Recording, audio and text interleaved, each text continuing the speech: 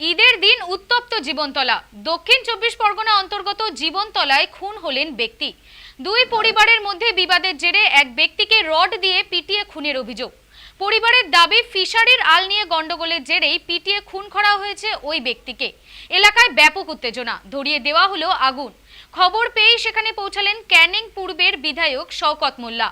Police সূত্রের খবর, মৃতের নাম আবদার পিয়াদার। অপরদিকে এই মৃত্যুর পেছনে নাম জড়িয়েছে আবুল মাজেদ লস্করের। অভিযোগ, আবদারের সঙ্গে লস্করের দীর্ঘদিন জমি নিয়ে বিবাদ। ঈদের দিনে সেই বিবাদ পৌঁছায় চরমে। আবদারকে রড দিয়ে পিটিয়ে খুনের অভিযোগ ওঠে লস্করের বিরুদ্ধে। এরপরে মৃতের পরিবার ও প্রতিবেশীরা লস্করদের বাড়িতে চড়াও হয়ে আগুন ধরিয়ে দেয়। রাস্তা অবরোধ করে পুলিশ। পরিস্থিতি সামলাতে গিয়ে বিক্ষোভের মুখে পড়ে। অভিযোগ, পুলিশকে লক্ষ্য করে ইট বৃষ্টি হয়। পরে ঘটনাস্থলে পৌঁছায় বিশাল পুলিশ বাহিনী। তারা পরিস্থিতি সামাল দেয়। এই প্রসঙ্গে শওকত মোল্লা বলেন, ফিশারির বাঁধ নিয়ে দুজনের মধ্যে গন্ডগোল, সেই কারণেই একে অন্যকে লোহার রড দিয়ে মেরেছে।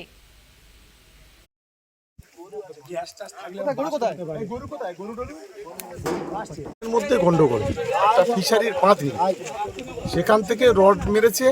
রড মারার পরে তাকে হসপিটালে নিয়ে যেতে যেতে মারা গেছে। এটাই হচ্ছে ঘটনা। মানে কার সাথে কার গন্ডগোল? এটা ওই আবদারের সঙ্গে বোধহয় মাজেদের গন্ডগোল। আবদারের সঙ্গে মাজেদ বলে একটা ছেলে, মানে আবদার হচ্ছে মানে পিয়াদা আর মাজেদ লস্কর, এই দুজনের মধ্যেই মূলত গন্ডগোল।